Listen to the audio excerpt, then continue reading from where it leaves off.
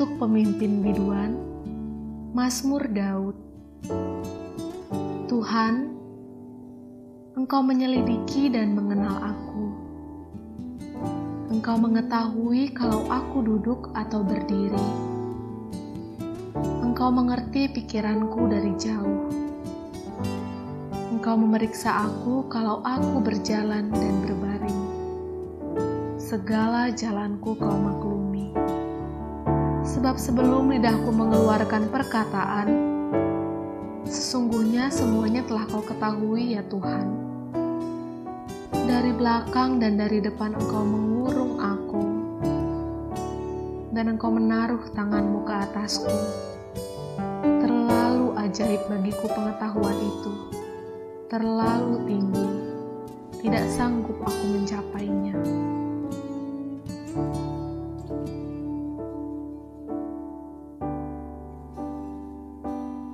Inilah kami ya Tuhan dengan segala kelemahan kami dan dosa kami.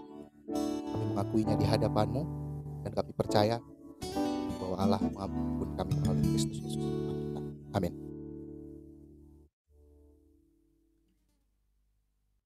Aku mau mengajak kita bersama-sama membaca Mazmur 139 ayatnya yang ke-7 sampai dengan 12. Kita baca bareng-bareng ya. Aku akan pimpin, teman-teman juga mengikuti baca bersama. 1, 2, 3. Kemana aku dapat pergi menjauhi roh-Mu? Kemana aku dapat lari dari hadapan-Mu? Jika aku mendaki ke langit, Engkau di sana.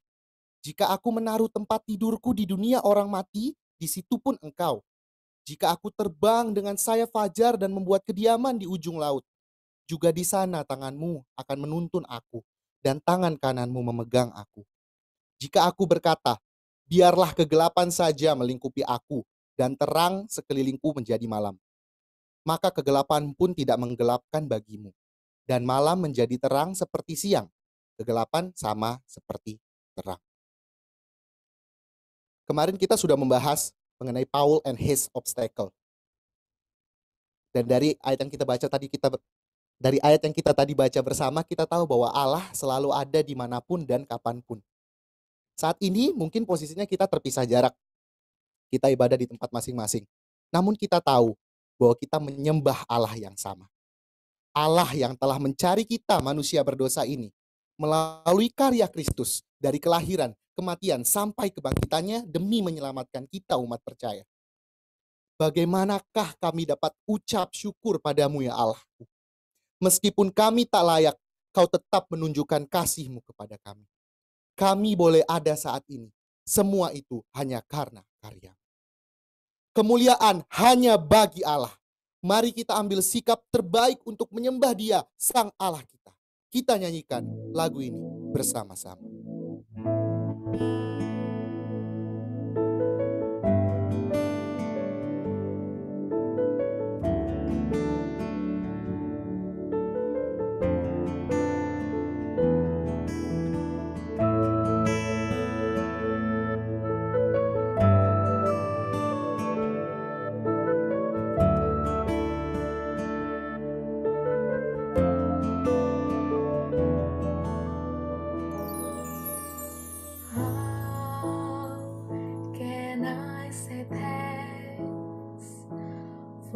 The things you have done for me, things so undeserved,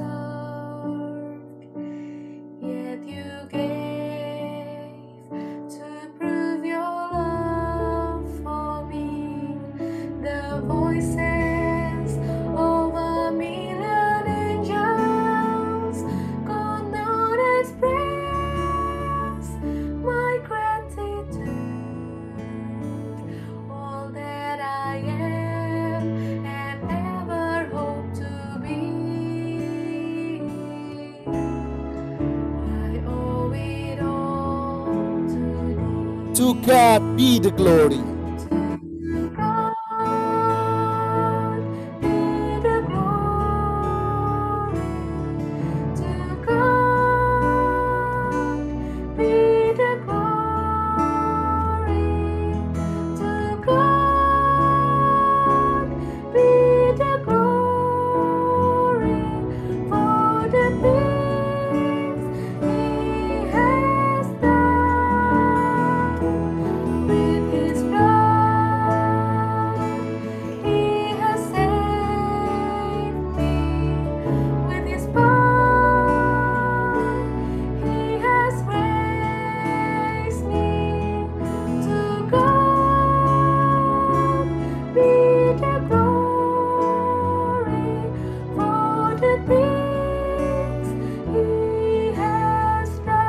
Just let me live my life. Just let me live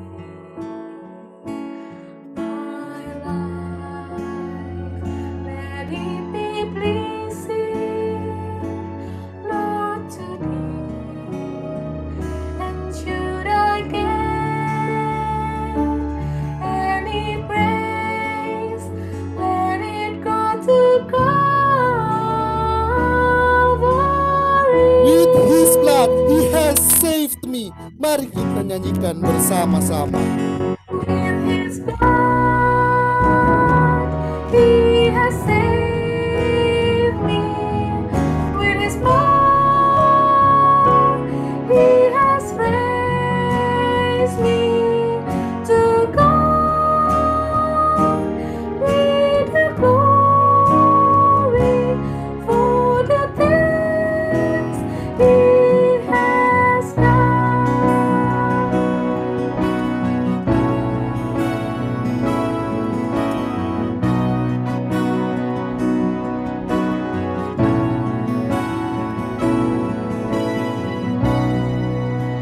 Pada Bang Iko, saya persilakan.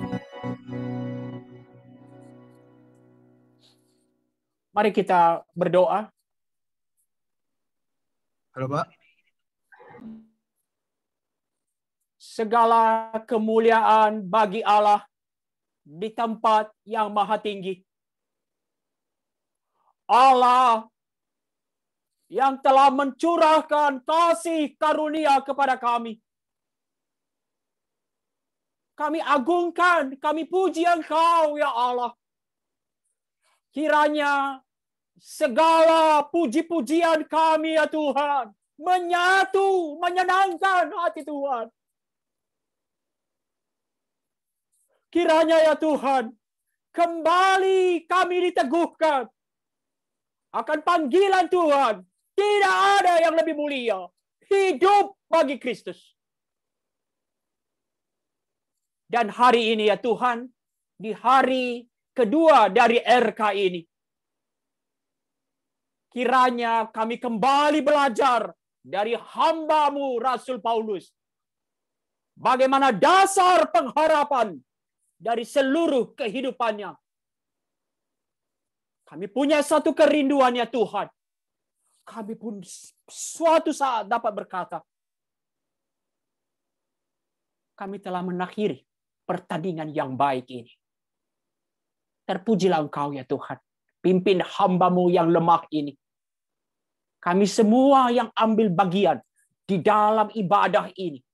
Berkati kami, ya Tuhan. Kami lawan seluruh keterbatasan kami. Kiranya Tuhan menolong kami agar terfokus untuk dipuaskan oleh kebenaran firman. Di dalam nama Yesus kami berdoa. Amin. Saya share screen, teman-teman.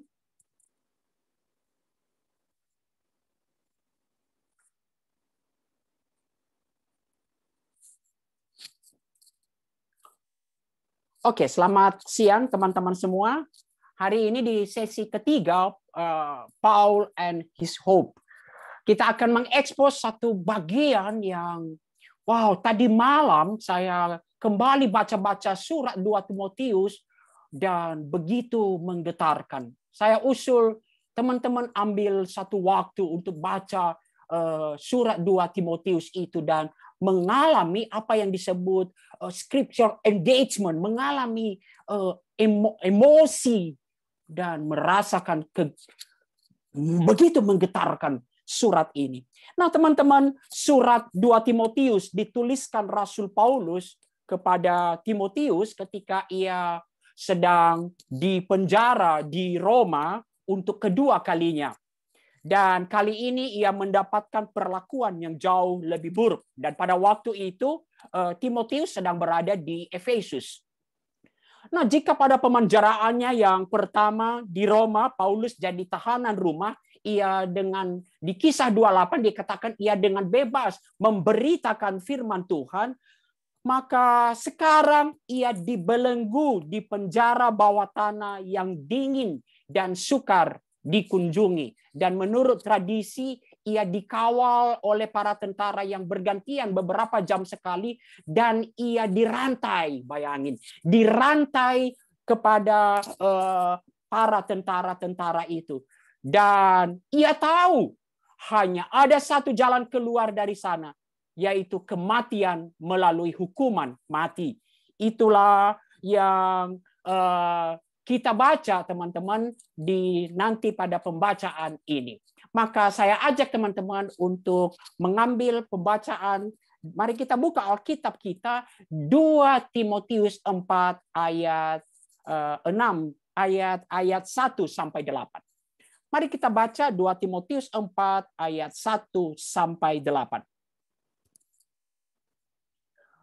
Di hadapan Allah dan Kristus Yesus yang akan menghakimi orang yang hidup dan yang mati, aku berpesan dengan sungguh-sungguh kepadamu, demi penyataannya dan demi kerajaannya, beritakanlah firman. Siap sedialah, baik atau tidak baik waktunya. Nyatakanlah apa yang salah, tegurlah dan nasihatilah dengan segala kesabaran dan pengajaran. Karena akan datang waktunya, orang tidak dapat lagi menerima ajaran yang sehat. Tetapi mereka akan mengumpulkan guru-guru menurut kehendaknya untuk memuaskan keinginan telinganya. Mereka akan memalingkan telinganya dari kebenaran dan membukanya bagi dongeng. Tetapi kamu, sudah itu untuk tetapi itu membuat satu pembalikan. Kalau zaman seperti itu, tetapi kamu, kuasailah dirimu dalam segala hal. Sabarlah menderita. Lakukanlah pekerjaan pemberitaan Injil. Dan tunaikanlah tugas pelayananmu. Mengenai diriku, darahku sudah mulai dicurahkan sebagai persembahan. Dan saat kematianku sudah dekat. Aku telah mengakhiri pertandingan yang baik. Aku telah mencapai garis akhir. Dan aku telah memelihara iman. Sekarang telah tersedia bagiku mahkota kebenaran yang akan dikaruniakan kepadaku oleh Tuhan, hakim yang adil pada harinya. Tetapi bukan hanya kepada aku, melainkan juga kepada semua orang yang merindukan kedatangannya. Demikianlah firman Tuhan. Nah, teman-teman, untuk mendapatkan suatu gambaran mengenai penjara Paulus, ini adalah beberapa gambar yang saya dapatkan dari Bible Study.org gitu ya. Ini teman-teman, penjara tentu keadaannya sudah dipugar. Mamertinum atau Mamertine di dalam bahasa Inggris di Roma. Nah, kata Charles Swindoll ini memang tidak menjadi objek wisata dibanding berbagai objek wisata di tempat-tempat lain. Kenapa? Memang kondisinya menyedihkan. Tentu kondisinya pasti jauh lebih buruk dari gambar ini. Nah, teman-teman, inilah gambarnya. Ini di bagian atas. Tentu ada beberapa ornamen-ornamen yang ditambahkan karena Paulus dan Petrus pernah dipenjarakan di sana, maka ditambahkan ornamen-ornamen tentang Paulus dan Petrus. Ini bagian atas. Kemudian ini dia. Inilah lubang tempat di mana para tahanan dicebloskan ke dalam. Itulah penjara bawah tanah. Jadi dijebloskan ke dalam. Disinilah penjara para tahanan dimasukkan. Kemudian ini pintu menuju ruang bawah tanah itu. Inilah pintunya. Nah, dari atas, inilah dari atas tempat para prajurit, inilah jalan menuju ke ruang bawah tanah. Dan kira-kira kondisi batu-batu yang dingin itu, penjara bawah tanah itu kira-kira seperti ini. Nah, itu ada salib terbalik karena memang menunjukkan Petrus pernah dipenjarakan di sana. Nah, teman-teman, selain dari ancaman maut, tadi saya tuliskan in out of season. Paulus juga menghadapi setumpuk masalah yang berat. Dituliskan kalau kita lihat ayat 1 sampai ayat 1, pasal 1 ayat 15, banyak sekali jemaat di Asia Kecil yang berpaling dari Paulus. Mereka mungkin meninggalkan. Ngapain kita ikut orang yang terbelenggu seperti itu? Paulus merasa kesepian. Kenapa? Ada rekan-rekan sepelayanannya yang sedang diutus ke daerah lain. Ada pula si Demas yang keluar dari pelayanan karena mencintai dunia ini, dan hanya Dr. Lukas yang masih tinggal, dialah yang menuliskan Injil Lukas dan Kisah Para Rasul. Dan dikatakan tidak ada seorang pun yang membantu ketika sidang pembelaannya yang pertama. Kondisi luar, teman-teman, kita lihat musuh-musuhnya begitu giat berbuat kejahatan kepada Paulus. Di antaranya seorang yang bernama Alexander, tukang tembaga. Kemudian Kaisar Nero yang memerintah pada waktu itu memang begitu benci kepada orang Kristen dan sedang berada di tampuk kekuasaan. Nah, teman-teman, bagaimana kenyataan lain? Paulus juga menghadapi kenyataan Timotius yang ia harapkan menjadi penggantinya dalam pemberitaan Injil. Inilah keadaannya. Jadi kalau tadi video tadi seringkali diulang-ulang, apa saya ini, apa yang bisa saya lakukan? Teman-teman, Timotius kurang lebih keadaannya dia seperti manusia biasa. Mungkin Bang Niko itu jauh lebih kuat kondisi fisiknya daripada Timotius. Kenapa? Usianya yang relatif muda. Tentu relatif muda sebagai pemimpin pada waktu itu. Pemimpin pada waktu itu kisaran umurnya adalah 40 tahun dan diperkirakan Timotius sekitar 30 tahun. Dia memiliki sifat pemalu, penakut, introvert, kemudian fisiknya yang sering didera penyakit. John Stott di dalam bukunya Eksposisi Timotius menyimpulkan kira-kira keadaan Timotius itu tanggung jawabnya jauh di atas kemampuan alaminya. Jadi mungkin ini benar-benar merupakan sangat dekat dengan kita. Inilah gambaran kita. Nah, itulah sebabnya Paulus menuliskan surat 2 Timotius untuk menasehati dan memberikan dorongan kepada seorang pemimpin muda. Teman-teman, surat ini begitu personal. Kita bisa memahami karena ketika surat ini dituliskan kira-kira sudah 16 tahun Paulus bersama-sama dengan Timotius. Dan ini di bagian akhir dari pelayanannya dan sehingga begitu menggetarkan. Nah, teman-teman, kita kembali kepada kondisi Rasul Paulus. Ketika maut sedang mengintip di ambang pintu dan masalah-masalah berat membebani, apa yang menjadi perhatian Rasul Paulus? Saya bayangkan kalau kita, apa yang kita pikirkan? Mengasihani diri sendiri. Mungkin banyak hal yang kita pikirkan. Tetapi Paulus, jika kita meneliti surat 2 Timotius, jelas hanya satu hal yang mengisi benak Rasul Paulus.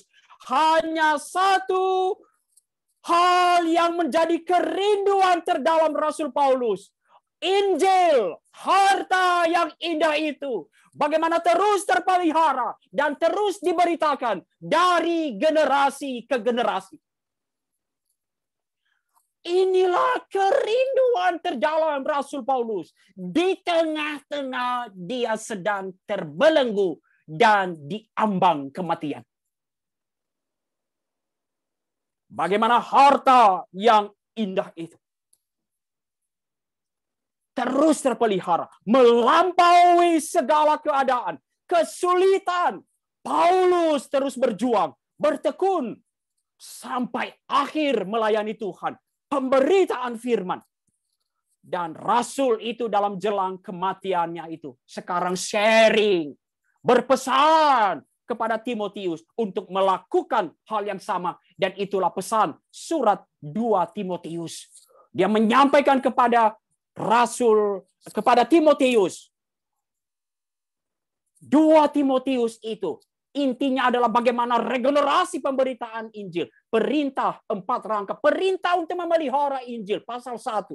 Perintah untuk menderita demi Injil, pasal 2. Perintah untuk bertekun dalam Injil, pasal 3. Dan perintah untuk memberitakan Injil. Teman-teman, kembali kepada pasal 4. Apakah inti dari pesan Rasul Paulus kepada Timotius? Dan jika kita melihat pembacaan kita tadi, kita melihat inti dari perintah itu, inti dari pesan itu adalah ayat 2 dan ayat 5. Beritakanlah firman. Aku berpesan dengan sungguh-sungguh. Beritakanlah firman. Teman-teman, kita lihat urgensinya di sini. Aku berpesan dengan sungguh-sungguh. Sementara ini teman-teman saya ini, kemarin sudah disampaikan berulang kali, persiapkan kertas untuk mengambil suatu komitmen. Tadinya ini saya mau katakan di awal. Tetapi saya rindu ini tidak hanya suatu simbol. Tetapi benar-benar teman-teman memikirkannya. Rasul Paulus berkata, aku berpesan dengan sungguh-sungguh. Beritakanlah firman. Mari kita lihat urgensinya ketika Rasul Paulus mengatakan, aku berpesan dengan sungguh-sungguh. Pertama, menyangkut apa yang diberitakan. Yaitu firman, atau lebih tepat, firman yang satu-satunya. Firman yang telah diterima pertama kali oleh Rasul Paulus. Kemudian telah didengar dan diterima Timotius dari Paulus. Dan yang sekarang telah dipercayakan Paulus kepadanya untuk diteruskan kepada orang lain. Teman-teman ingat kalau selalu pemuridan atau regenerasi 2 Timotius 2 ayat 2. Apa yang telah engkau dengar daripada aku, percayakanlah itu juga kepada orang lain. Yang jaga mengajar untuk mengajarkannya kepada orang lain. Teman-teman, mari kita melihat. Pertama kali saya mau menyampaikan bahwa perlu kita pahami, beritakanlah firman tidak hanya bicara atau terbatas pada pelayanan khotbah. Atau menjadi memimpin PA, atau pokoknya hal-hal yang memegang Alkitab. Bagaimana dengan nanti seksi perlengkapan di kampus? Teman-teman, semua bentuk pelayanan yang visinya, tujuan akhirnya adalah pemberitaan Injil, pemberitaan firman. Itulah yang diungkapkan pada bagian ini. Nah, teman-teman, aku berpesan dengan sungguh-sungguh. Beritakanlah firman. Mari kita lihat dulu apa yang diberitakan. Pertama, teman-teman, saya di dalam surat 2 Timotius ada beberapa terminologi yang digunakan Rasul Paulus untuk firman ini. Nah, mari kita lihat dulu, saya ajak melihat pertama 2 Timotius 1 ayat 1. Dituliskan di sana ketika Paulus menuliskan di dalam awal suratnya, dari Paulus, Rasul Kristus Yesus oleh kehendak Allah, untuk memberitakan janji tentang hidup, the promise of life, kepada Timotius anakku yang kekasih.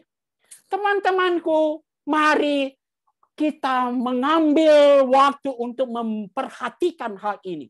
Paulus sadar betul ketika dia menyatakan urgensinya ini, apa yang diberitakannya. Dan sekarang dengan sungguh-sungguh dia berpesan kepada Timotius. Janji tentang hidup. Paulus mau menegaskan. Wah, kalau ingat kembali sesi pertama. Paulus mau menegaskan. Apa yang diberitakan ini adalah berita yang paling penting. Janji tentang hidup.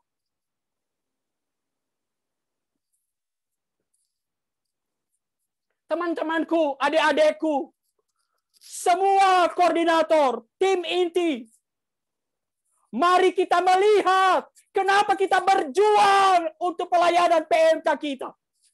Sebagai satu kesempatan memberitakan janji tentang hidup. Hari ini hari Valentine. Teman-teman, memang terbatas. Kalau kita di Kinasih, kita udah berbagi-bagi coklat. Tetapi kita mungkin terbatas membagi coklat. Tetapi kasih itu, cinta itu tidak pernah terbatas seharusnya. Menembus relung-relung hati, menembus segala pembatasan. Teman-teman, saya mau katakan dulu, boleh juga hari Valentine ini. Dari kemarin saya belum menghimbau.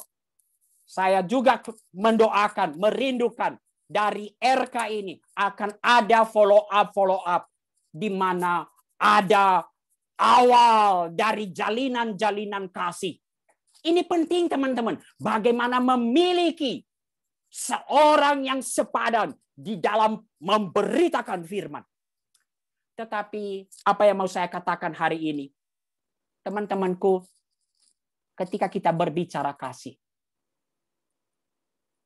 tidak ada kasih yang paling besar selain memberitakan janji tentang hidup. Saya ulangi. Tidak ada kasih. Wah, saya sampaikan kepada anak-anak saya, kepada kalau saya datang ke kampus-kampus, tidak ada kasih yang bisa saya tawarkan yang paling besar selain janji tentang hidup. Berita janji tentang hidup. Pandemi ini mengajarkan banyak hal kepada saya. Betapa pentingnya hidup. Dan janji tentang hidup. Wow. Mari kita lihat terminologi-terminologi lain. Injil. Kekuatan Allah yang menyelamatkan. The promise of life itu. Injil kekuatan Allah yang menyelamatkan. Injil yang telah mematahkan kuasa maut. Dan mendatangkan hidup yang tidak dapat binasa. Ini ketika berbicara the promise of life tidak hanya bicara kehidupan kini. Tetapi hidup yang tidak dapat binasa. Dan kenapa kemudian Paulus menyimpulkan ada satu kata yang begitu indah. Apa itu? Ayat 14, pasal 1 ayat 14. Harta yang indah.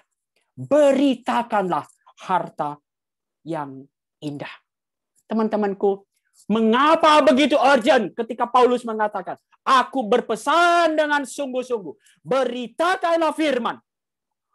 Firman, the promise of life itu bukan hanya menyelamatkan dari hal-hal yang saat ini dialami, tetapi menyelamatkan dari malapetaka yang terbesar dan terakhir, yaitu kebinasaan, dan mengaruniakan kehidupan yang kekal. Saudaraku, Injil bukan hanya tentang hidup kini, tetapi hidup yang kekal di dalam Kristus. Adakah engkau bergelora mengerjakan PM kamu, melampaui in out of season? Kita memang sedang berada di dalam in out of season.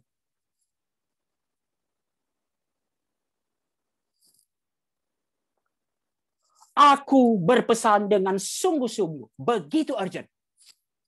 Yang kedua, Paulus mau menegaskan satu hal kepada Timotius. Mengapa begitu urgent? Aku berpesan dengan sungguh-sungguh, beritakanlah firman. Teman-teman, tanggung jawab Timotius bukan hanya untuk mendengar dan menerima firman, melainkan untuk memberitakannya kepada orang lain. Teman-teman, Injil itu sering kita sebut kabar baik. Kabar. Dan dia baru menjadi kabar kalau diberitakan. Nggak pernah jadi kabar kalau nggak di-announce, diberitakan. Itu prinsipnya. Dan tanggung jawab itu, teman-teman, atas dasar yang dipercayakan. Kembali saya mau mengingat hal ini kembali mulai dari sisi satu. Dasarnya dipercayakan. The reason for this service. Untuk Injil di dalam ayat pasal 1 ayat 11 dan 12. Untuk Injil inilah aku telah ditetapkan sebagai pemberi. Itulah sebabnya aku menderita semuanya ini. Tetapi aku tidak malu karena aku tahu kepada siapa aku percaya. Dan aku yakin bahwa dia berkuasa memelihara apa yang telah dipercayakannya kepadaku hingga pada hari Tuhan. Pertama-tama Paulus berbicara dipercayakan kepada dia. Tetapi kemudian Paulus lihat kata peralihannya di ayat 14. Peliharalah harta yang indah yang telah hai Timotius oleh Roh Kudus yang ada di dalam kita. Dan di dalam perenungan saya kemarin-kemarin teman-teman, ini mengingatkan kembali saya kemudian di dalam surat 1 Timotius, the reason for this service. Karena ia menganggap aku setia dan mempercayakan pelayanan ini kepadaku. Di dalam 1 Timotius itu diungkapkan, aku di antara orang berdosa, akulah yang paling berdosa. Dan ia menganggap aku setia dan mempercayakan pelayanan ini kepadaku. Bahkan di ayat 14 dituliskan, kasih karunia Tuhan kita itu telah dikaruniakan dengan limpahnya kepadaku. Dengan iman dan kasih karunia di dalam Kristus Yesus. Teman, kasih karunia yang melimpah itu tidak hanya menyelamatkan seorang pendosa, tetapi mentransformasi seorang pendosa untuk menjadi pemberita firman. Teman-temanku, beritakanlah firman. Lihat, mengalami keajaiban kasih karunia Allah yang bisa melihat pemberitaan firman sebagai harta yang indah untuk memberitakan the promise of life. Kemudian Paulus memberikan beberapa hal yang harus menjadi ciri dari pemberitaan firman itu. Aku berpesan dengan sungguh-sungguh, beritakanlah firman. Yang pertama, siap sedialah. Siap sedia kembali menunjukkan satu pemberitaan yang mendesak. Menunjukkan urgensi. Seorang pelayan harus menyadari bahwa apa yang diberitakan bukan soal sepele, melainkan soal hidup atau mati. Teman-teman, saya sudah begitu melihat banyak orang yang begitu menyesal, menangis ketika mendengar ada saudara, ada teman, ada kerabat yang meninggal. Dan kemudian, mengapa aku nggak sempat bicara kepadanya? Bukan hal sepele. Maka karena bukan hal yang sepele, pemberitaan mendesak. Di sini kemudian kita mengerti apa arti ketika Paulus mengatakan, siap sedialah baik atau tidak baik waktunya. In season and out of season. Pada segala situasi. Dan ini menjadi kemudian sangat relevan dengan RK kita ini. Rise up. Preach the word. In season and out of season. Dan mungkin kita rasakan sekarang out of season di tengah-tengah pandemi ini. Tetapi itu tidak menjadi halangan. Dan bagaimanakah Paulus menyatakan kepada Timotius untuk beritakanlah firman. Nyatakanlah, tegurlah, nasihatilah. Menunjukkan suatu pemberitaan yang relevan. Clarity, kemurnian dari pemberitaan. Kemarin di sesi 2 kita sudah menyatakan pemberitaan yang integritas. Tugas saya hanya memberitakan Yesus Kristus. Kemurnian pemberitaan ini penting. Pemberitaan yang relevan. Dan suatu pemberitaan firman yang mengoreksi zaman. Yang memberikan suatu dorongan. Mengapa ini penting? Nanti kemudian kita lihat pada bagian berikutnya. Pemberitaan yang relevan. Teman-temanku, di masa-masa sulit, seringkali kita tergoda untuk menyesuaikan pemberitaan kita demi mungkin untuk meraih bagaimana menarik hati orang. Nanti kita akan pikirkan bagaimana kita melayani secara kontekstual di dalam kapsel-kapsel. Tetapi konten pemberitaan firman yang kita berita, nyatakanlah, tegurlah, dan nasihatilah. Pemberitaan yang relevan, kemurnian pemberitaan, dan mengoreksi. Memberikan suatu dorongan. Tetapi harus dilakukan di dalam kondisi out of season. Maka apa yang diperlukan? Dengan segala kesabaran. Pemberitaan yang panjang sabar. Tanggung jawab pelayan ialah memberitakan firman dengan setia. Wah, ini tadi hasilnya menanti Roh Kudus.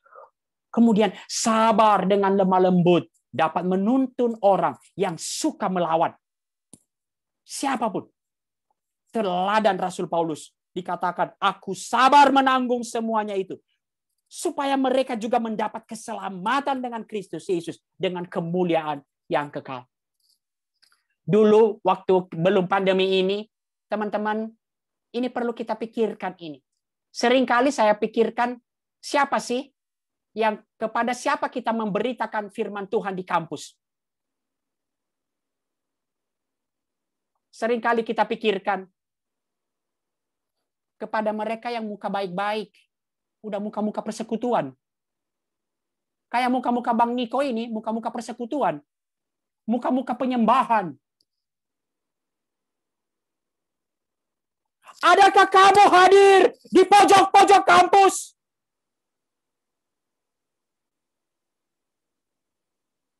Adakah kamu hadir mereka yang nongkrong, yang mereka yang menertawakan Injil?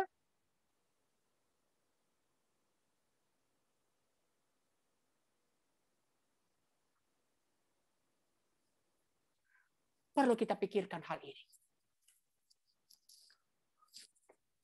Dan di dalam segala pengajaran, wow, ini kembali pentingnya satu pengajaran. Dalam segala pengajaran, suatu pemberitaan firman Tuhan yang secara jelas, pemberitaan yang mengubah hidup, mengajarkan firman dan mengajarkan seluruh rencana Allah. Teman-temanku, saya rindu, saya ambil suatu contoh aplikasi, teman-teman, seringkali kita hanya melihat di dalam pemberitaan firman Tuhan hanyalah ketika khotbah. Tetapi mari kita di dalam, apalagi di dalam masa pandemi ini, lakukan segala usaha, segala bentuk, tetapi lakukan pengajaran yang benar. Ketika engkau memimpin pujian, seorang pemimpin pujian, pilih lagu yang mengajarkan firman. Tidak hanya lagu yang menyenangkan telinga orang. Lagu yang mengajarkan firman.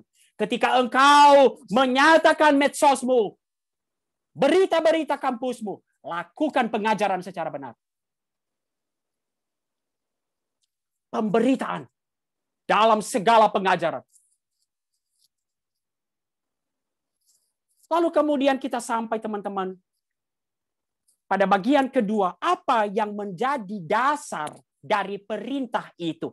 Dan sekaligus menunjukkan kepada kita dasar pengharapan Paulus untuk terus memperjuangkan pelayanannya sampai akhir.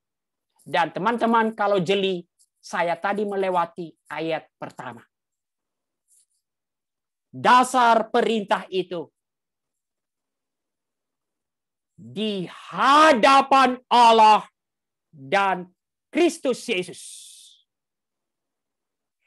Inilah dasar sekaligus pengharapan dari seluruh pemberitaan Paulus.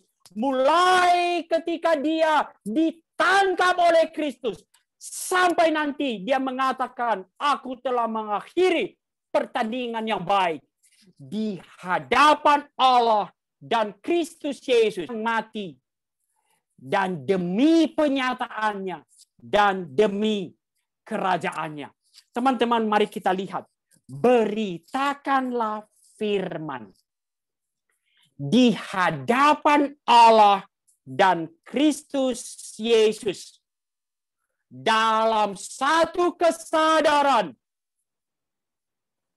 Allah di dalam kasih karunia telah mempunyai akan terus menyertai dan di dalam perkenaan Allah. Ini saya pikir dasar pengharapan Paulus. Dalam seluruh kesadaran, kasih karunia Allah yang telah mempercayakan,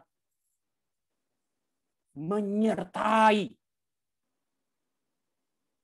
seluruh surat-surat Rasul Paulus. Semua suratnya pada akhirnya perkenaan Allah. Allah yang menguji hati. Menyenangkan Allah yang menguji hati. Supaya semakin sempurna kekuatan. Supaya semakin nyata kasih karunia. Kuasa Allah di dalam seluruh pelayanan. Untuk melihat. Saya tidak tahu. Di masa-masa pandemi ini. Apa yang menjadi suatu dorongan besar bagi kita. Kiranya kita bangkit dan memberitakan firman Tuhan bukan demi apapun. Entah itu eksistensi diri. Entah itu di hadapan senior. Penilik, alumni, staf, atau siapapun. Kadang-kadang memang ya, teman-teman, kita para alumni ini, para penilik ini harus hati-hati sedikit. Kadang-kadang kalau kita udah datang ke kampus, apa kata yang paling tidak mau didengar oleh adik-adik kita di kampus? Dulu, kalau udah keluar dulu, kita udah langsung mau menekan itu. Dulu kami, tapi apapun adik-adikku, hai para koordinator dan tim inti, kita melayani, beritakanlah firman di hadapan Allah dan Kristus Yesus. Bahkan tidak hanya satu di hadapan Allah dalam keadaan kini, tetapi di dalam pengharapan eskatologis kedatangan Kristus kembali. Sebab setiap itulah yang dikatakan demi penyataannya dan demi kerajaannya. Pengharapan kedatangan Kristus kembali. Melayani di dalam surat Tesalonika ini begitu penuh. Bagaimana melayani dengan satu pengharapan eskatologis. Sebab setiap orang, baik pemberita maupun pendengar firman, harus memberikan pertanggungjawaban kepada Kristus pada kedatangannya kembali. Tetapi kita lihat juga teman-teman, di dalam pelayanan kita yang saya katakan kemarin, pergumulan, already and not yet. Lagu, apa tuh? Pergumulan kita seakan tidak habisnya. Memang gak akan habis, teman-temanku. Tetapi Paulus melayani, memberikan satu pesan kepada Timotius. Sekarang, pergumulan tidak habis, tetapi nanti akan menikmati. Mari kita melayani di dalam pengharapan penyempurnaan kerajaannya. Semua akan disempurnakan kelak. Ada amin? Wow. Semua akan disempurnakan kelak. Itu dasar yang pertama dan menjadi pengharapan yang kuat dari pesan ini. Yang kedua, apa dasar perintah ini? Keadaan zaman. Dan ini sekaligus saya pikir saudaraku menerangkan bagaimana Paulus ngomong kepada Timotius yang kata disimpulkan oleh John Stott tadi, orang yang kemampuannya tanggung jawabnya jauh di atas kemampuan alaminya. Keadaan zaman. Di ayat 3 akan datang masa sukar. Orang akan menolak ajaran yang sehat atau kebenaran. Dan dijelaskan. Sukanya apa? Kalau menolak ajaran yang sehat atau kebenaran, sukanya yang menyenangkan telinga. Yang enak-enak. Dongeng. Yang meninabobokan. Ini masa pandemi. Jangan bicara terlalu keras-keras. Jangan bicara terlalu tegas-tegas. Suka dengan yang memuaskan telinga atau dongeng. Teman-teman, datangnya masa-masa sukar. Ditambah satu kesadaran, Timotius akan kelemahan-kelemahan diri. Begitu berpotensi membuat Timotius tawar hati dan kemudian berdiam diri. Dan saya pikir inilah apa yang digambarkan terus-menerus oleh video yang sudah hampir saya hafal itu. Kelemahan diri. Bagaimana jadi pengurus? Tetapi teman-temanku, datangnya masa-masa sukar.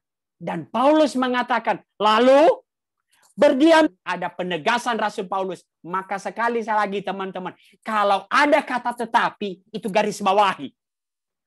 Dunia zaman semakin sukar. Ada makin banyak orang yang menolak kebenaran dan memberikan telinganya untuk hal yang dongeng. Tetapi kamu oleh keadaan zaman. Tetapi kamu beritakanlah firman. Teman-temanku, mari kita ambil waktu sejenak untuk mengendapkan hal ini. Kiranya seruan Rasul Paulus ini menggema di tengah-tengah masa pandemi yang begitu mendera ini. Teman akan berbicara susahnya melakukan pemberitaan firman Tuhan di masa-masa ini. Dan di awal sekali sesi saya mengatakan, saya disclaimer, saya tidak meremehkan, saya tahu sulit.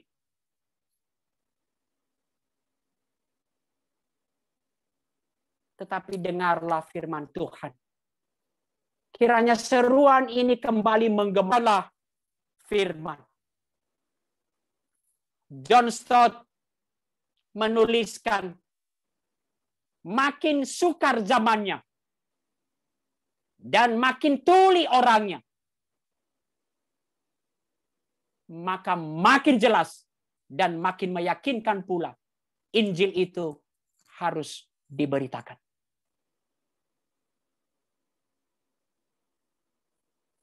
Atau kebencian orang terhadap ajaran Kristus, maka seharusnya makin mantap pula ketekunan pelayan-pelayan Allah memberitakannya, dan makin bulat tekad mereka mempertahankan seluruh isinya, dan lebih dari itu menangkis serangan-serangan setan dengan ketekunan dan keuletan para pelayan-pelayan Tuhan.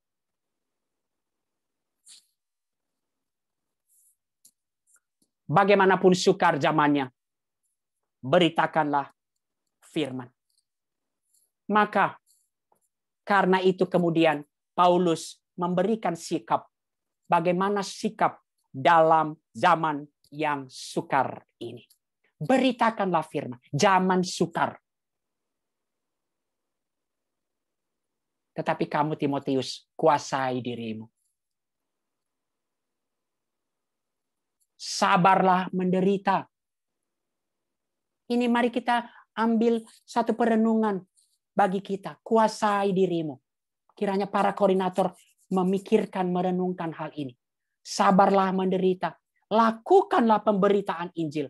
Dan tunaikanlah tugas pelayananmu. Teman-temanku, sampai di sini saya mau masuk kepada beberapa perenungan. Zaman memang semakin sukar. Tetapi beritakanlah firman.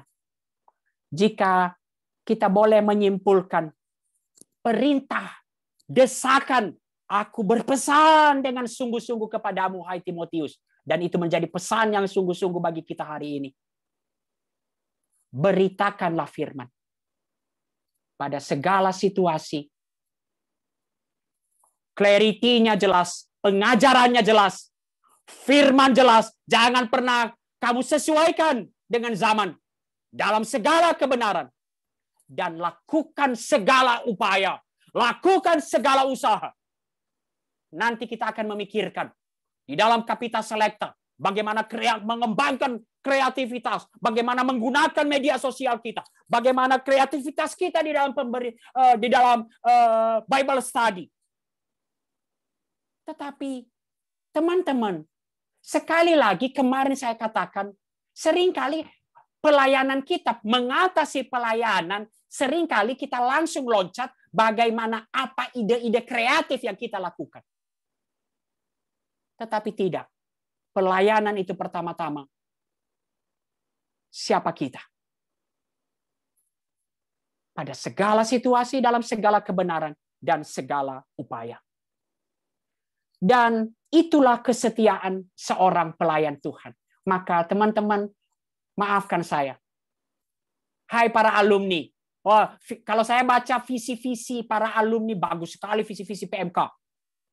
Dan setiap tamat, lulus, ya anak-anak PMK khususnya, tidak selain selamat, congratulations, selamat menghidupi visi PMK. Wah, itu kepada para alumni.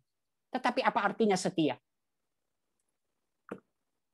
Saya mau ini, kesetiaan seorang murid Tuhan, kesetiaan seorang pelayan Tuhan adalah kesetiaan memberitakan firman.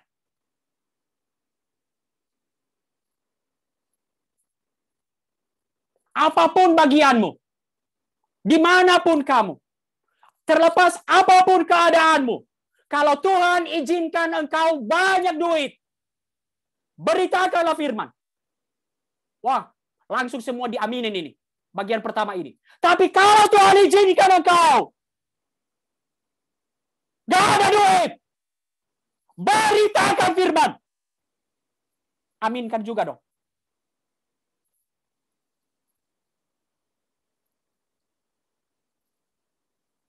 Maafkan saya, adik-adikku koordinator dan tim inti. Saya lihat banyak pelayan-pelayan, para kakak-kakak. Kesetiaan seorang pelayan Tuhan, murid Tuhan itu. Kesetiaan memberitakan firman Tuhan. Teman-teman, dulu, dalam beberapa waktu ini, saya sering kali menyapa para alumni-alumni. Dan ketika para alumni, wow, gimana kabar, baik, dan segala macam. Menceritakan di mana sekarang, wow, di sini, wow. Lalu kemudian saya mulai, biasanya pertanyaan saya, di mana sekarang masih pelayanan nggak? Masih berjuang melakukan kelompok kecil nggak? Itulah Bang. Mulai keluar. Itu dia Bang. Aku itu kerja di sini Bang. Wow, itu Bang. Itu dia Bang.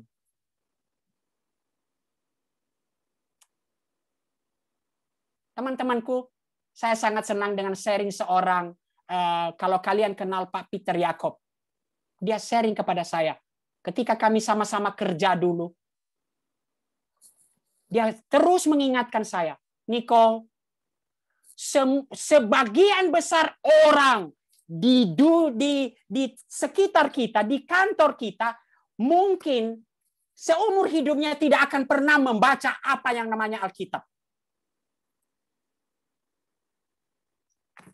Lalu di mana dia kesempatan membaca Alkitab? Dengan kehadiran para alumni. Beritakanlah firman. Baik secara hidupmu maupun secara verbal memberitakan firman. Teman-temanku, relatif gampang ketika Paulus menyatakan hal ini. Dan saya bergumul ketika mengkhotbahkan ini. Teman-teman, sering sekali bagian persiapan yang terbesar, yang paling sulit adalah bukan persiapan inti khotbah. Tetapi ada yang menuduh saya ketika saya mengkhotbahkan sesuatu. Maka pentingnya keteladanan. Seorang kakak rohani saya lagi berkata kepada saya, dan saya tidak akan pernah lupa ini. Jangan pernah kamu mengharapkan sesuatu terjadi kepada orang lain, kepada jemaatmu, kepada adik-adik kelompok kecilmu, kalau kamu tidak menghidupinya.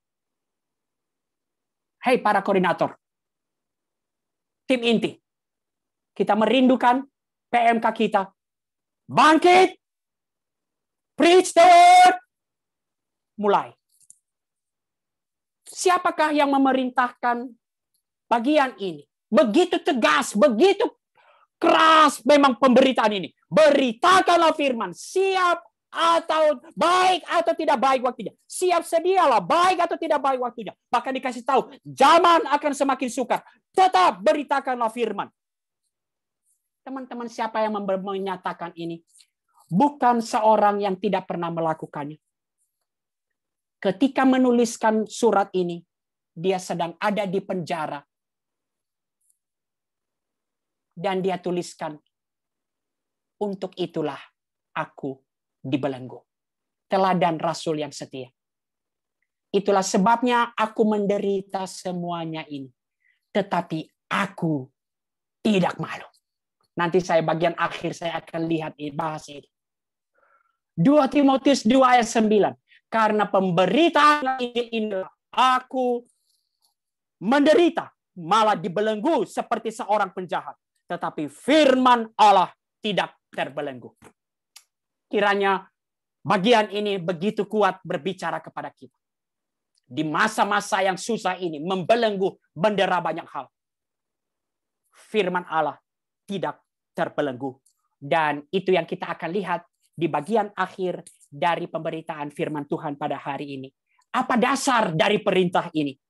Ayat 6 sampai ayat 8. Rasul Paulus yang sudah mencapai garis akhir.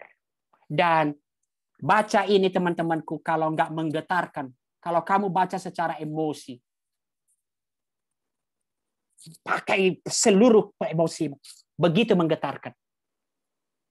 Kalau kita baca ini, apa yang kita bayangkan? Suara-suara penyesalan. Berakhir di penjara dan nanti kepalanya dipenggal. Karena dia seorang warga negara Romawi. Tetapi apa yang kita lihat? Seruan kemenangan. Oh, teman-teman, saya bergumul membawakan ini. Tuhan, aku belum sampai. Tuhan tolong. Bisakah aku sampai? Rasul Paulus yang sudah mencapai garis akhir. Sebab aku sebentar lagi akan mati. Darahku sudah mulai dicurahkan sebagai persembahan. Darahku sudah dimulai dicurahkan sebagai persembahan. Paulus menggunakan suatu metafora, suatu istilah yang ada di dalam perjanjian baru. Persembahan hidup. Hidupku, dalam satu terjemahan, hidupku sudah mulai dicurahkan di atas mezbah. Paulus melihat kehidupannya sebagai suatu persembahan kepada Allah. Dan teman-teman kata drink offering. Kalau kita lihat konteks di dalam kehidupan bangsa Yahudi, di dalam memberikan persembahan, itu adalah bagian akhir.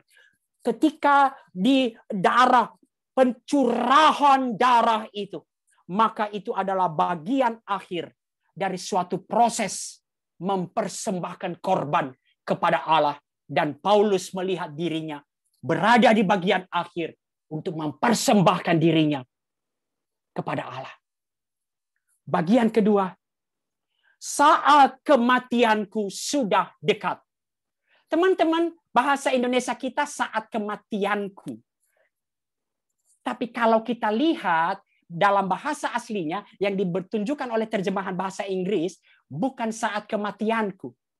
The time for my departure. Weh, mau berangkat. Kalau saat kematianku, teman-teman melihat sebagai suatu akhir dari segala sesuatu. Tetapi menarik sekali. Paulus menggunakan the time for my departure. Teman-teman, di mana tahu departure biasanya? Di bandara. Nah, teman-teman, waktu keberangkatanku. Dan menarik sekali. Pada waktu itu, dalam konteks pada waktu itu, Paulus menggunakan suatu istilah seperti kapal, perahu. Maka dia melihat akhir dari kematiannya. Bukan suatu akhir. Tetapi saat berpindah dari suatu pelabuhan sementara ke pelabuhan yang abadi. Pelabuhan yang kekal. Untuk berjumpa dengan Kristus yang telah dilayaninya di dalam kehidupannya. Begitu indah. Wah. Gimana ya kita kalau kita mengevaluasi akhir kehidupan kita?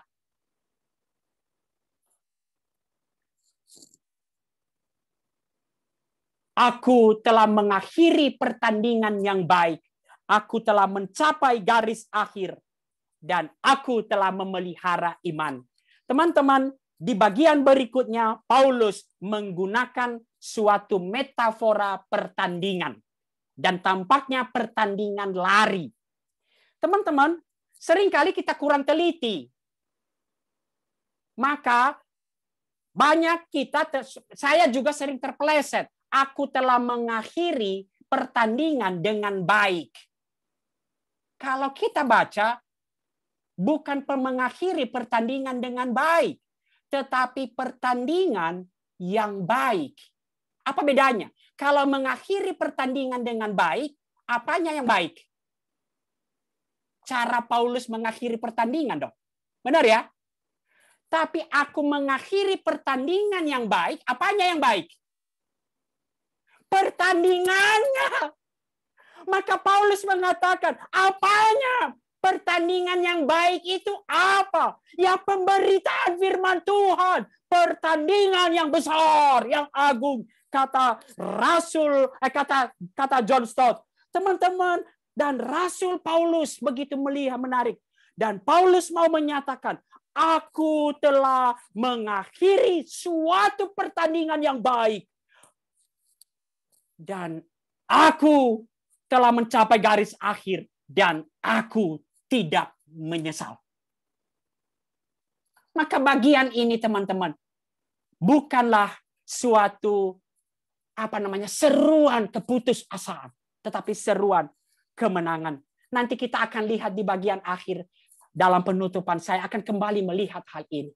Rasul Paulus yang sudah mencapai dan kemudian dalam pengharapan seperti saya katakan tadi, pengharapan eskatologis, pengharapan akan kemuliaan. Sekarang telah tersedia bagiku mahkota kebenaran yang akan dikaruniakan kepadaku oleh Tuhan, hakim yang adil pada harinya. Tetapi bukan hanya kepadaku, melainkan juga kepada semua orang yang merindukan kedatangannya. Teman-teman, tentu yang mengambil gambaran dari suatu pertandingan lari pada waktu itu, di mana kemudian pemenang akan mendapatkan mahkota.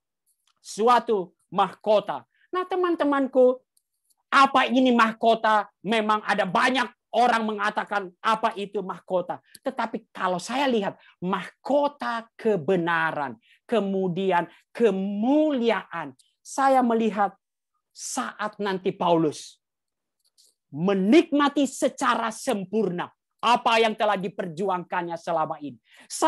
Bagaimana nanti saat Paulus menikmati apa kemuliaan yang sempurna, menjadi serupa dengan Kristus.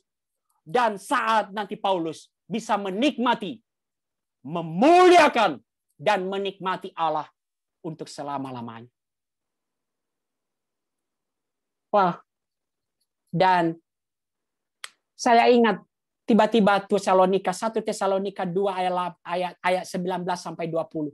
Kemudian juga dia mengatakan, siapakah mahkota kebenaran, mahkota dan sukacita kami pada waktu bertemu Tuhan Yesus, kalau bukan kamu, orang-orang yang dilayaninya. Kiranya ini menjadi satu pengharapan kita di dalam melayani sekalipun zaman begitu susah. Teman-teman, saya akhiri kemudian.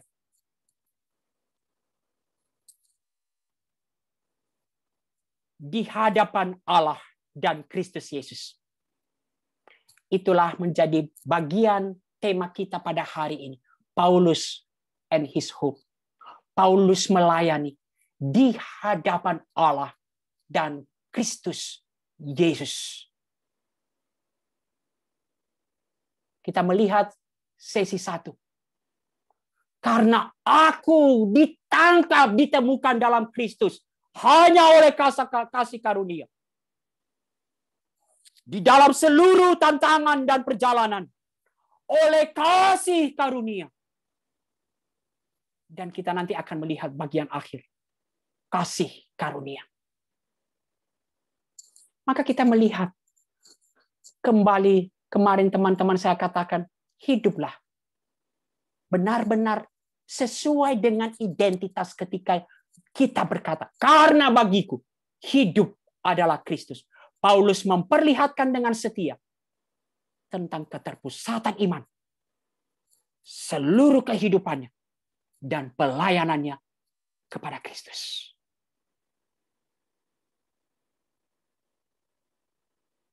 Karena bagiku hidup adalah Kristus.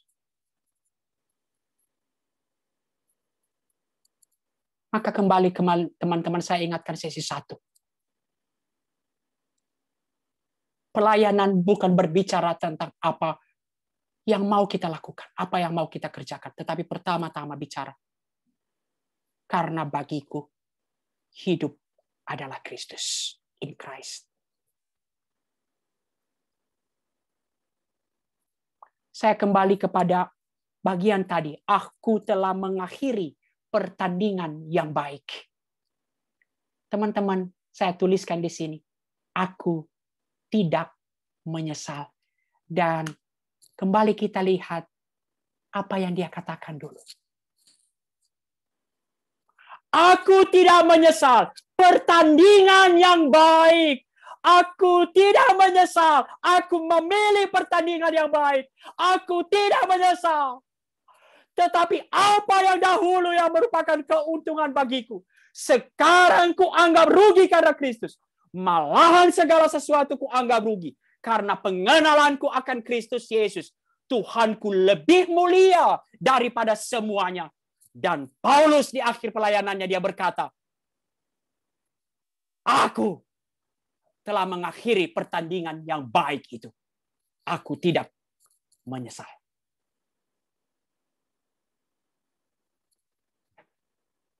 Saya rindu. Suatu saat kita tidak berjeri lelah. Nanti di masa-masa alumni kita berkata, apa sih gua dulu nih?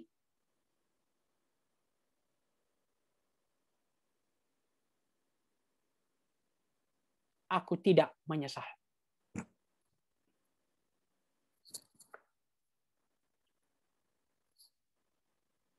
Saya akhiri kemudian teman-temanku dengan kembali memulai di hadapan Allah dan Yesus Kristus. Mari kita mulia kemudian melihat seluruh perjalanan pelayanan Rasul Paulus. Dia awali.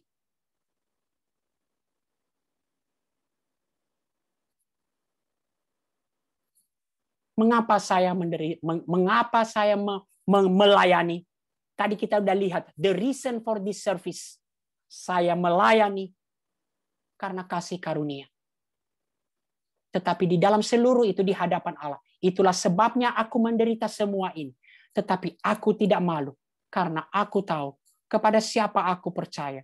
Dan aku yakin bahwa Dia berkuasa memelihara apa yang telah dipercayakannya kepadaku hingga pada hari Tuhan.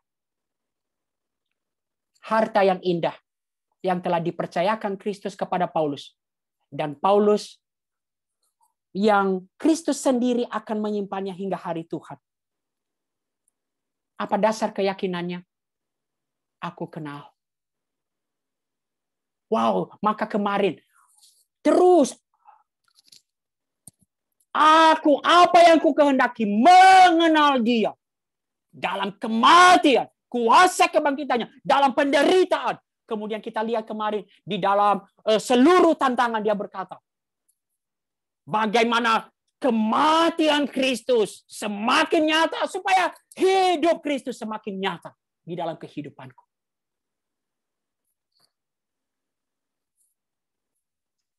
Kristus telah mempercayakan harta yang indah kepada Paulus. Dan Kristus sendiri menjamin akan memeliharanya. Dan kalau Paulus sekarang mempercayakannya kepada Timotius, maka Timotius juga dapat dikuatkan dengan jaminan yang sama. Dan hari ini kembali berbicara kepada kita. Ketika kita akan masuk kepada suatu pengutusan, mengambil suatu komitmen. Teman-teman, sekali lagi, saya tidak mau hanya bermain-main. Kertas-kertas, lempar-lemparan kertas nanti mungkin bikin gini. Pikirkan secara mendalam. Sama seperti Paulus. Kalau itu seperti neraca, aku taruh semua keuntunganku yang dulu ku genggam erat, dan aku taruh Kristus. Dan aku pertimbangkan ini semua sampah. Karena Kristus lebih mulia. Hari ini menggema bagi kita. Teman-temanku, saya mau masuk kemudian.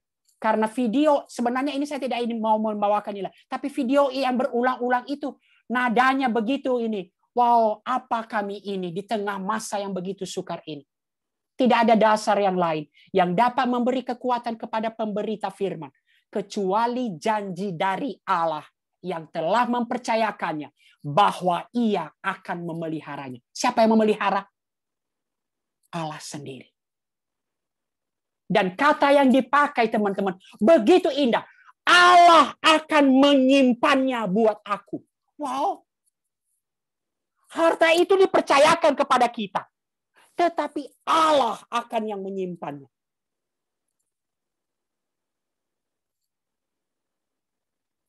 Kita mungkin melihat pemberitaan firman mendapat tantangan, kesulitan karena pandemi ini, perlawanan, bahkan menjadi bahan tertawaan. Saya sekali lagi, masa zaman memang begitu sukar. Dan kita lihat diri kita, sementara itu Kristus mempercayakan kepada kita, orang-orang yang rapuh dan mudah goyah.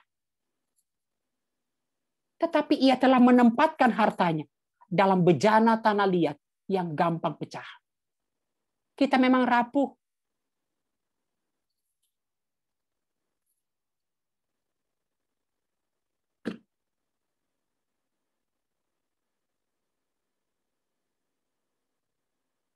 Saya rindu dengan mic tertutup, mari kita baca ini. 1, 2, 3. Tetapi jangan takut. Allah takkan mengizinkan terang Injil itu dipadamkan. Maka kerjakanlah apa yang dipercayakan Allah kepada kita. Beritakanlah firman. Ia yang memeliharanya. Ia yang mempercayakannya. Ia yang memeliharanya.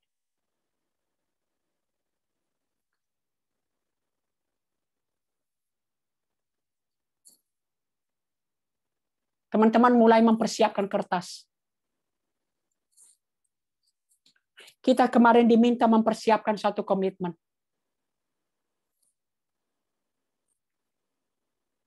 Sekali lagi, saya berdoa dengan sangat. Jangan dengan gampang kamu menaikkannya. Doakan, pikirkan di hadapan Tuhan. Saya tidak mau, saya rindu adik-adikku di dalam seluruh penyerahan hidup saya. Saya rindu ini tidak hanya bermain-main, satu komit. Tidak juga hanya satu simbol.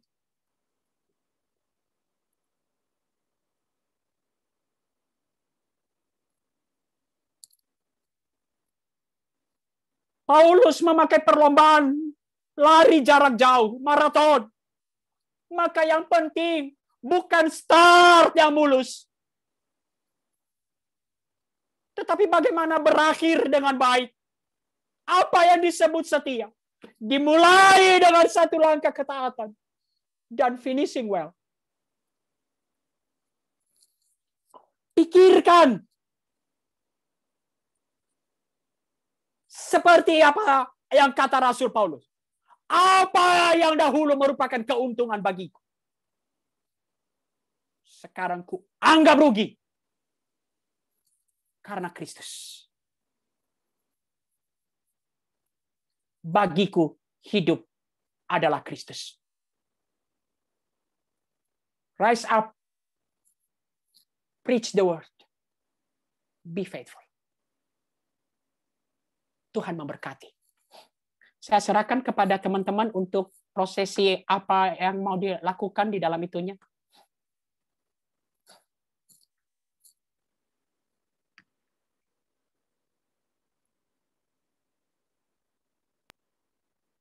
Teman-teman, kita ambil waktu untuk mempersiapkan semua komitmen kita di hadapan Tuhan. Dan saya mohon dengan kasih, jika memungkinkan, jika masih memungkinkan, biar hanya sebentar, menyalakan seluruh kamera.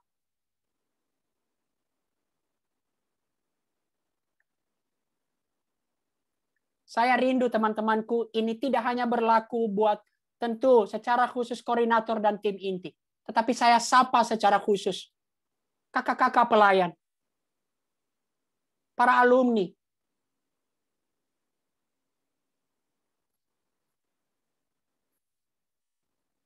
rise up, preach the word. Sebelum kita mengangkat suatu ini, saya rindu teman-temanku, mari kita ambil waktu sejenak untuk berdoa masing-masing. Saya berikan waktu 2-3 menit untuk berdoa secara serius di hadapan Tuhan. Mengambil suatu komitmen di hadapan Tuhan. Dan kiranya ini menjadi suatu momentum penting. Mungkin di saat-saat engkau di titik nadir, momentum ini akan mengingatkan engkau. Beritakanlah firman. Siap sedialah, baik atau tidak baik waktunya.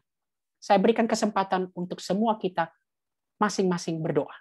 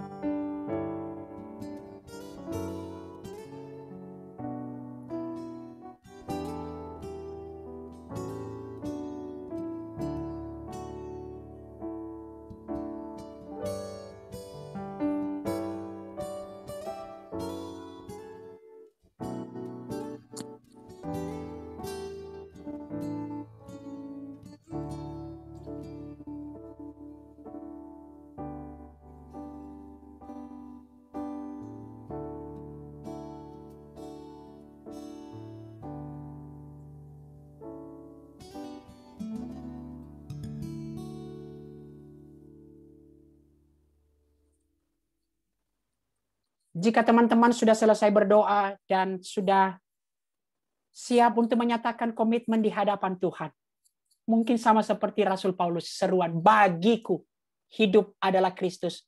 Maka silakan kita secara bersama-sama menyatakan suatu komitmen di hadapan Tuhan dengan mengangkat semua kertas-kertas komitmen kita.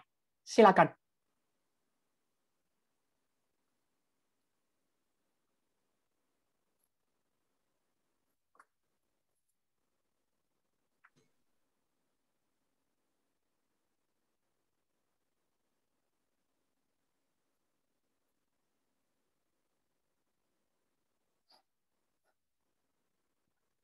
Saya berikan kesempatan yang ini, teman-teman mohon bersabar.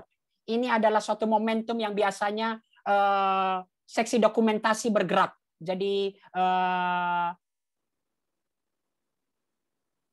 oke, ada pesan dari panitia, jangan pakai virtual background karena nggak kelihatan. Jadi jangan pakai virtual background, sementara semua virtual background diturunkan, dan kemudian kita lihat,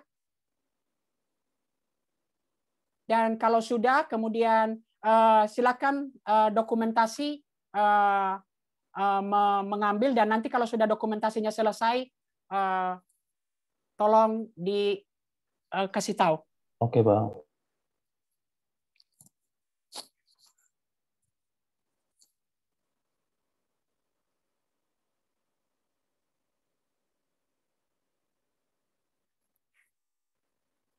Karena saya nggak ada kertas, ini aja lah ya.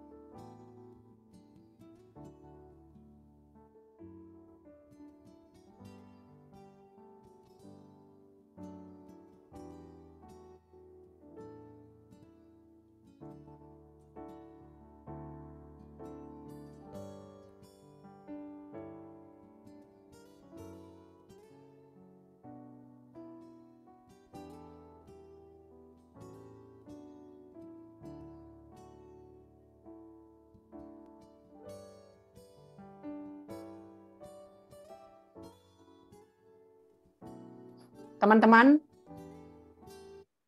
untuk memimpin kita di dalam doa pengutusan dan pengambilan komitmen, saya mohon dengan kasih, adakah adikku Rainaldi Filipus? Ada, Bang. Silakan pimpin kita di dalam doa untuk penyerahan komitmen kita di hadapan Tuhan. Mari teman-teman, kita bersatu dalam doa. Tuhan, kiranya yang kami tuliskan bukan hanya di atas kertas, tapi Tuhan menuliskannya di dalam hati kami. Roh Kudus boleh mengukirnya dengan dalam di dalam hidup dan keberadaan diri kami. Bahwa kami rindu Tuhan di dalam segala kondisi, di dalam segala situasi, bangkit di hadapan Tuhan, Hakim yang adil, yang suatu saat akan memulihkan segala sesuatu. Kami memberitakan firman-Mu. Kami memberitakan Engkau ya Tuhan. Dan kami sadar di tengah banyaknya orang yang menolak, yang mempertanyakan, ada begitu banyak yang mencari dan bertanya. Tuhan, yang kami tuliskan, kiranya bukan hanya rangkaian kata-kata, tetapi sungguh sebuah pengabdian dan penyerahan diri di dalam pertandingan yang baik ini ya Tuhan. bahwa kami sedang tidak salah bertanding, bahwa kami sedang tidak salah berjalan, karena ini jalan-Mu Tuhan, ini pertandingan-Mu Tuhan. Dan kami bersyukur generasi demi generasi telah menjalaninya. Dan kalau Tuhan panggil pada masa ini, pada waktu ini, pada zaman ini, kami melanjutkan pertandingan ini, kami berjalan di tengah pertandingan yang baik ini. Maka Tuhan, kami nggak mau melangkah tanpa Tuhan sendiri berjalan di samping kami, menyempurnakan iman kami, menuntun langkah kami, dan bersama-sama menopang dan menjala orang-orang di sekitar kami. Tuhan, hamba secara pribadi menyerahkan setiap adik-adikku di tempat ini. Kami terbatas untuk kenal satu sama lain. Kami terbatas untuk tahu cerita satu sama lain dengan mendalam. Tapi kami saling menyerahkan satu sama lain ke dalam Tuhan dan firman-Mu yang berkuasa untuk membangun dan menganugerahkan seluruh bagian yang kami perlukan, yang telah Tuhan tetapkan bagi semua umat kudus-Mu. Kami bersyukur dan berterima kasih ya Tuhan untuk waktu ini. Kami bersyukur untuk setiap kesempatan memuji Tuhan, merenungkan firman oleh pelayan, oleh Bang Niko yang boleh menyampaikan firman-Mu. Dan kami berdoa ya Tuhan, bukankah hati kami berkobar-kobar ketika Engkau sendiri menjelaskan firman-Mu, ketika Engkau sendiri menerangkan firman-Mu, dan kiranya kami boleh bergegas, bangkit, maju, dan melangkah, memberitakan siapa Tuhan dalam hidup ini. Terima kasih Tuhan, dalam Tuhan kami Yesus Kristus, kami berdoa. Amin.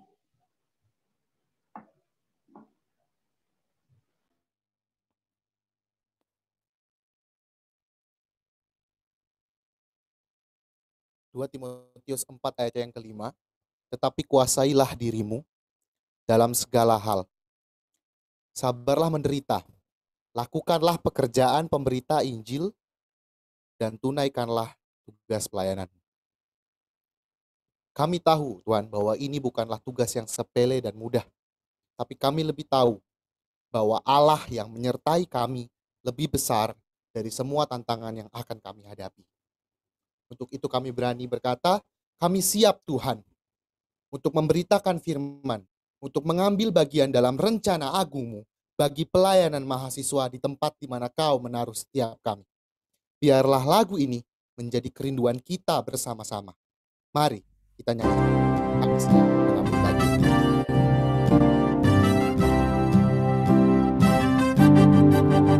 Kami siap Tuhan mengambil bagian dalam rencana agung-Mu. Kami rindu Tuhan bawa persembahan banyak jiwa yang terhilang. Di dunia ini yang Kau kasih, pakailah kami di sini. Jadikan kami murid sejati yang berbuah banyak dan mengasihi. Berpegang tangan kami semua, ambil bagian dalam pekerjaan keselamatan.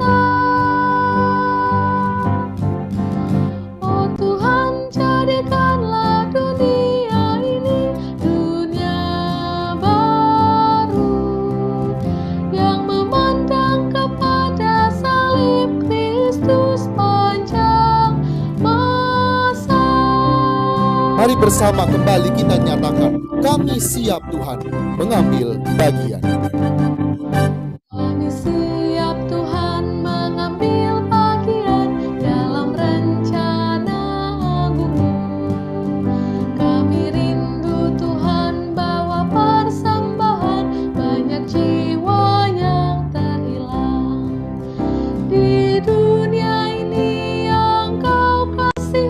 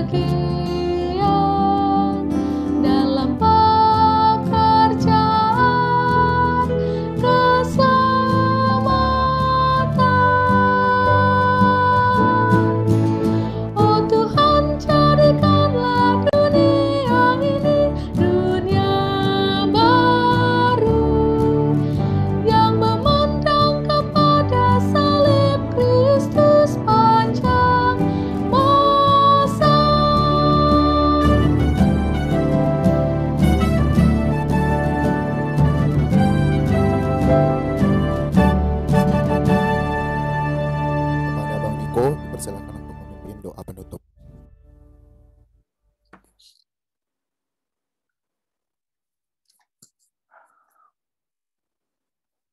Tuhan, Engkau dengar suatu komitmen kesiapan kami ya Tuhan.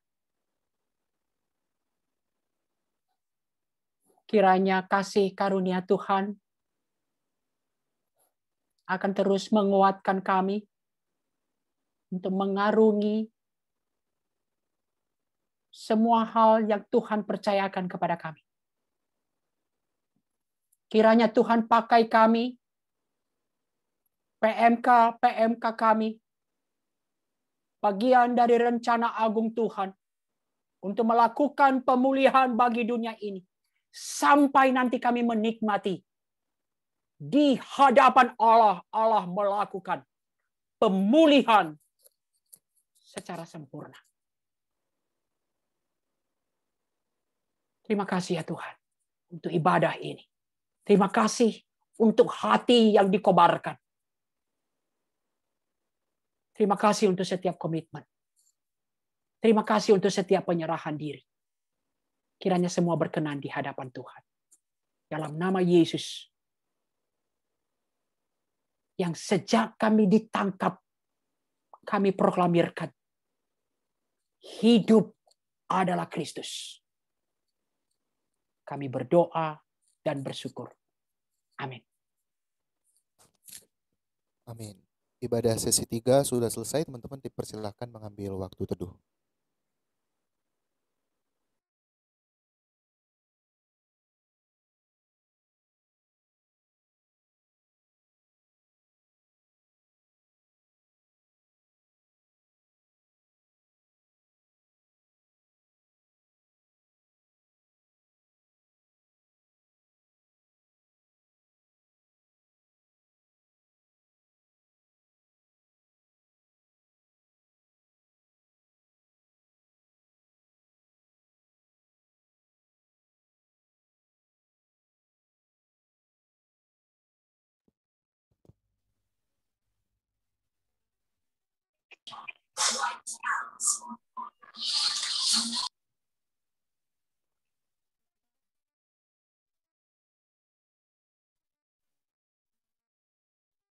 Halo.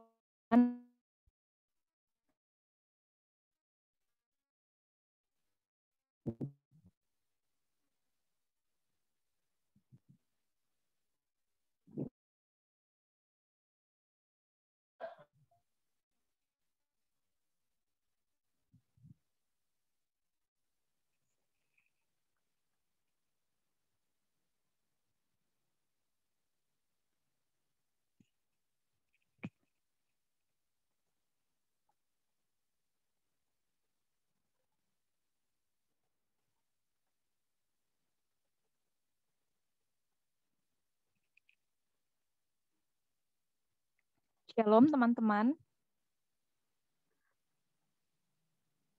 Hari ini kita dilayani oleh pembicara kita ada Bang Niko Daci dari FMIPA UI 1989. Untuk tim pelayan 1, MC-nya ada Nikolaus PTR dari BINUS 2015. Singernya ada Priscilia, STIS 2015. Keyboardisnya ada David, UNSO 2010. Gitarisnya Putra ITL, Trisakti 2015. Dan untuk video opening yang kita sudah saksikan tadi, ilustratornya itu dari Jans Mikhael, Fasilkom UI 2018. Animatornya ada Matthew. Untuk film dan televisi IKJ 2019. Untuk pelayanannya, mari kita apresiasi. Selanjutnya, nanti kita akan ada sesi Kapita Selekta jam 4 sampai jam 6. Teman-teman saat diharapkan untuk mengikuti seluruh rangkaian RK. Nah, nanti bagi teman-teman yang lupa memilih Kapita Selektanya apa, teman-teman nanti bisa PC langsung ke panitia. Selanjutnya,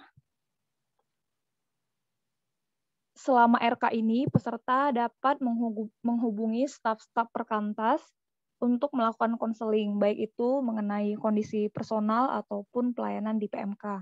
Nah, alurnya itu nanti teman-teman bisa menghubungi panitia terlebih dahulu. Direct message ke Bang Ruben atau Kak Ayuni. Nanti kemudian akan diarahkan ke staf yang bersangkutan. Buat Bang Ruben boleh say hi dulu atau Kak Ayuni. Nanti teman-teman bisa hubungi. Say hi. Oke. Nah, bagi teman-teman, diingatkan kembali untuk tidak lupa bagi yang belum membayar kontribusi, nanti boleh hubungin panitia wilayahnya untuk membayar kontribusi hari ini. Nah, kemarin juga teman-teman udah diingatkan kan ya, ikut challenge RK20. Nah, teman-teman nanti bisa posting foto di feed pun di story Instagram apa aja yang dinikmati selama mengikuti RK. Nah, nanti bisa atas nama pribadi atau kelompok sharing juga bisa. Nah, teman-teman juga jangan lupa tag IG RK20 itu, IG-nya itu @retreatkoordinator. Dan jangan lupa gunakan hashtag #RiseUpPeersDoor. Nah, akun IG itu mohon untuk tidak di private agar nanti postingan teman-teman itu bisa dilihat oleh panitia. Nah, periode challenge-nya ini mulai dari hari kemarin sampai hari Senin tanggal 15 Februari 2021. Nah, nanti teman-teman pemenangnya akan diumumkan di Persekutuan 5 Wilayah hari Selasa tanggal 16 2021. Nah, akan ada hadiah yang menarik. Jadi teman-teman jangan lupa ikutan challenge-nya ya.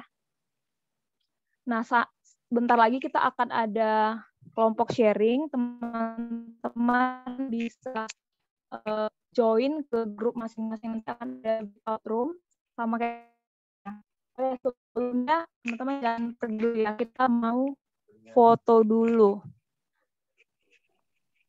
Oke, Vika bisa dimatiin aja apanya sih PowerPoint-nya. Oke, ntar aku hitung ya. Boleh nyalain dulu semua kameranya.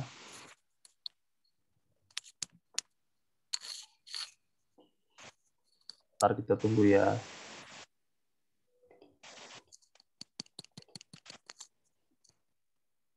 Masih banyak yang belum.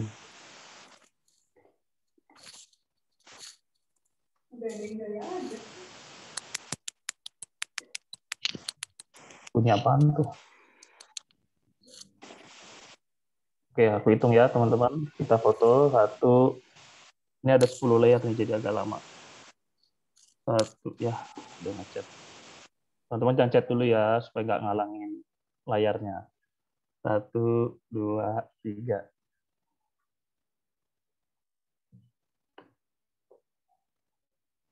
1, 2, 3.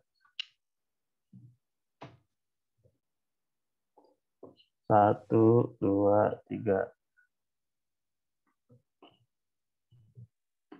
Ya, tahan senyumnya terus sampai kering. 1, 2, 3. Slide kelima. 1, 2, 3. 1, 2, 3.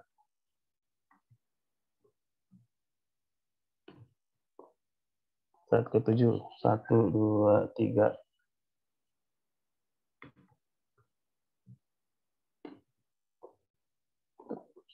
1, 2, 3. Oh, udah pada mati yang belakang. Slide ininya, kameranya maksudnya.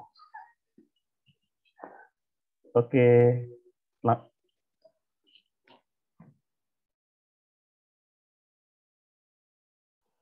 Oke teman-teman, langsung kelompok sharing ya. Aku akan bukakan breakout room-nya. Selamat sharing semua.